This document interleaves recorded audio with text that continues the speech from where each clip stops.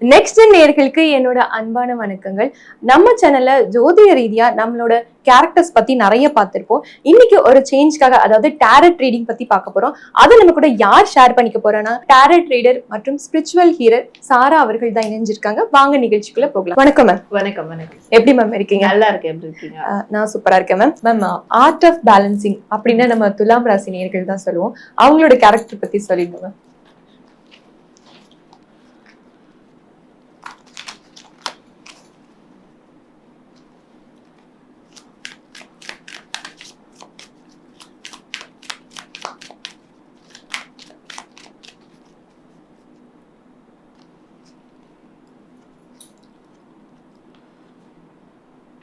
துலாம் ராசி உங்களுக்கான கார்ட்ஸ். துலாம் ராசி அதாவது யாருக்கும் அஞ்சோம், எதற்கும் அஞ்சோம், அந்த ஒரு ஃபேஸ் எனக்கு வருது. அது ஆட்டோமேட்டிக்கா வருது, உள்ள இருந்து. அப்படியாப்பட்டவங்களா தான் இருப்பாங்க. எதுக்கும் போயிட மாட்டேன், யாருக்கும் போயிட மாட்டேன், ஏன்னா என்கிட்ட நேர்மை இருக்கு. ஈவன் அவங்க என்ன ஹர்ட் பண்ணிட்டு கூட போகட்டும், இல்ல அவங்க என்ன ஹர்ட் பண்ண வருவாங்க அப்படின்றது எனக்கு தெரிஞ்சு கூட இருக்கட்டும், ஆனா நான் அங்க நிப்பேன். அங்கிருந்து நான் விலக மாட்டேன். ஒரு பிரச்சனையை என்னால் ஃபேஸ் பண்ண முடியும், அந்த தைரியம் அவங்களுக்கு வந்து இருக்கும் அப்படின்னு சொல்லலாம். இவங்க வாழ்க்கையில எப்பேற்பட்ட குழப்பங்களா இருந்தாலும் அதை கிளியர் பண்றதுல ரொம்ப வில்லிங்கா இருப்பாங்க. அதை கிளியர் பண்ணி முடிப்பாங்க. என்ன மாதிரியான பெரிய பிரச்சனைகள் கூட சின்னதா முடிச்சு விட்டு போயிடுவாங்க. எதனாலும் கூட நான் சமாளிச்சிருவாங்க. அந்த சமாளிக்கிறது எப்படின்னா, பெரிய விஷயங்கள், பெரிய பிரச்சனை இருக்கும், அது மத்தவங்க பார்க்கும்போது இவ்வளவு பெரிய பிரச்சனையை நீ எப்படி ஃபேஸ் பண்ண போற, அவங்க ஈஸியா ஃபேஸ் பண்ணிட்டு போயிடுவாங்க. அது இது ஒண்ணுமே இல்லை, அது ரொம்ப சின்ன விஷயம் தான் அப்படின்னு ஃபேஸ் பண்ணிட்டு போயிடுவாங்க. அந்த மாதிரியான ஒரு மைண்ட் கெப்பாசிட்டி அவங்களுக்குள்ள இருக்கும். ஒரு இன்டெலெக்சுவல் மைண்ட் செட்டோட எப்பவுமே பிளே பண்ணுவாங்க. அவங்கள வந்து, அதாவது மைண்ட் தான் அவங்களுக்கு பலமே. ஸோ அந்த மைண்டை யூஸ் பண்ணாங்கன்னா, மூளையை யூஸ் பண்ணாங்கன்னா, எப்பேற்பட்ட சூழலா இருந்தாலும் அதை வந்து அவங்க கிளியர் பண்ணி வெளியே வந்துருவாங்க. Okay ma'am. எந்த மாதிரி தொழில அப்படியே சூப்பர் ஸ்டாரா இருப்பாங்கன்னு சொல்லலாம்?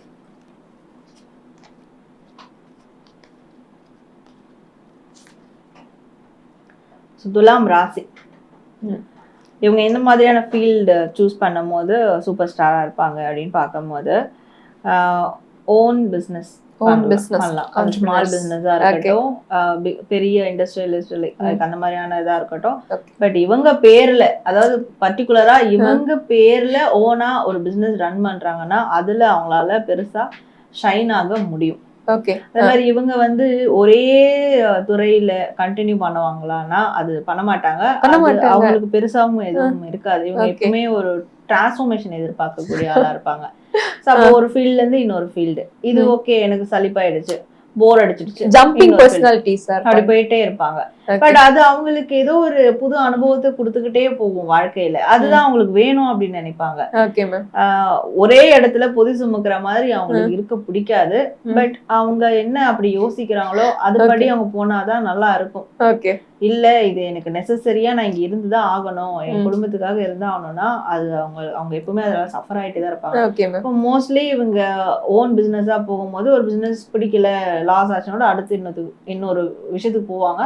அது அவங்களுக்கு ஏதோ ஒண்ணு கிளிக் ஆகி போயிட்டே இருக்கும். இப்படிதான் இருக்கும். ஜம்பிங்கிறது எப்படி ப்ரொஃபஷன்ல மட்டும்தானா, காதல் திருமண வாழ்க்கையிலயும் இருக்குமா?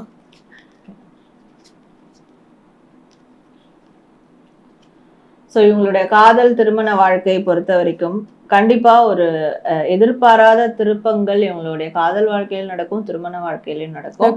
நிறைய பேருக்கு வந்து 2 ஆப்ஷனை வச்சு போற மாதிரி இருக்கும். எந்த ஆப்ஷனை பிக் பண்றதுன்னு தெரியலையே அப்படின்றது. ஏன்னா இன்னொன்னு என்னன்னா, என் வாழ்க்கையில ஏதாவது நடந்திருக்கா அப்படின்ற மாதிரி அந்த திருப்பு முனை அவங்க வாழ்க்கையில நடக்கும். மேரேஜ் லைஃப்ல இருந்தாலும் சரி, லவ் லைஃப்ல இருந்தாலும் சரி, இவங்க ஒரு டிக்னிட்டி வச்சிருப்பாங்க, நான் இப்படிதான் இருப்பேன், என்னோட லவ் லைஃப் இப்படிதான் அமையணும்னு. பட் அதை தாண்டி ஒரு ட்விஸ்ட் நடக்கும். அந்த ட்விஸ்ட் நடந்தப்ப 2 ஆப்ஷன் ஆயிடும். அது எதை பிக் பண்றது தெரியாம இப்படிலாம் மாட்டிட்டு முழிக்கிறவங்களா இருப்பாங்க. இது வந்து அவங்களோட லைஃப்ல கண்டிப்பா நெசசரியா நடக்கும்.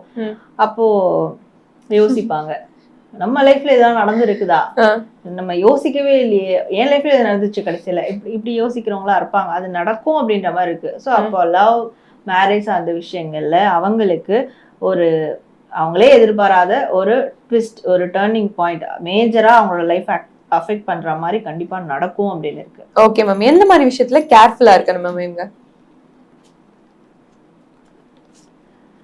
ஸோ இவங்க எந்தெந்த விஷயங்களை கேர்ஃபுல்லா இருக்கணும் அப்படின்னு பார்க்கும்போது, இவங்க தேடி போய் ஒரு இடத்துல அன்பு செலுத்துறாங்கன்னா அங்க கேர்ஃபுல்லா இருக்கணும். இவங்கள தேடி அன்பு வந்தா வாங்கிக்கலாம். பிரச்சனை இல்ல. ஓகே. இவங்க தேடி போறாங்கன்னா பிரச்சனைக்குரியதா மாற வாய்ப்பு இருக்கு. அதுல கேர்ஃபுல்லா இருக்கணும். அண்ட் வந்து எல்லா பக்கமும் வந்து எதிரிகளா மாறதுக்கும் வாய்ப்பு இருக்கு.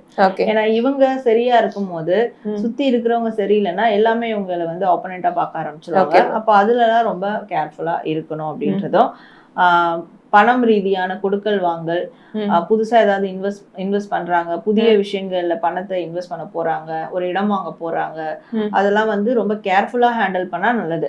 கேர்லெஸ்ஸா ஹேண்டில் பண்ணிட்டா அதுக்கப்புறம் மறுபடியும் அதை மீண்டு வர முடியாது அதுல இருந்து. Okay ma'am. எந்த மாதிரி தெய்வங்களை இங்க வழிபடணும் மேம்?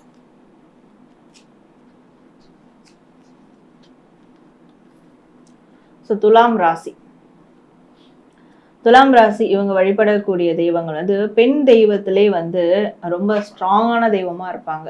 ஓகே. ஸோ அந்த மாதிரி நிறைய அவதாரங்கள் இருக்காங்க பெண் தெய்வத்துல. பார்வதி அவங்க சாஃப்ட் நேச்சர் அப்படி சொல்லலாம். அதே துர்கை பாத்தீங்கன்னா அப்படியே கான்ட்ராக்டா இருப்பாங்க. கண்டிப்பா ரொம்ப ஸ்ட்ராங்கான நேச்சரா இருப்பாங்க.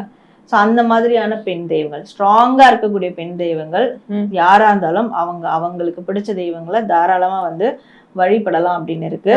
அதே மாதிரி காவல் தெய்வங்கள் வழிபடலாம். கருப்பசாமி, ஐயனார், ஐயப்பன், இப்படி சில பேர் வந்து நான் வந்து வெஜிடேரியன் அப்படின்ற போது அது சாஸ்தாவா எடுத்துப்பாங்க. எல்லாமே அந்த ரூட் தான். பட் இப்படி மாறும். நான்வெஜ் வெஜிடேரியன் அப்படின்ற போது அது மாறும். பட் எல்லாமே அந்த பவர்ஃபுல்லான காவல் தெய்வங்களை குறிக்கிறோம். எல்லாமே பவர்ஃபுல் காட்ஸ் தான். ஏன்னா அப்பதான் அவங்க மன நிம்மதி இருக்கும், மனசுல ஒரு சந்தோஷம் இருக்கும், அவங்க செல்ஃப் லவ் இருக்கும். அது இருந்தாலே அவங்களால எதை வேணா சாதிக்க முடியும். அப்போ அதற்கு இந்த மாதிரியான தெய்வங்கள் தான் கரெக்டா இருக்கும். கண்டிப்பா மேம்.